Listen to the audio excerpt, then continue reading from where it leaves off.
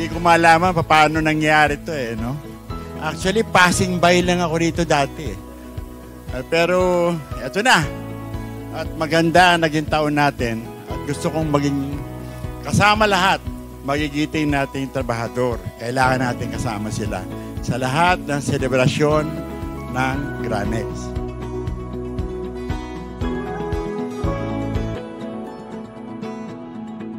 Ngayon, welcome lang. At enjoy natin ng buong party.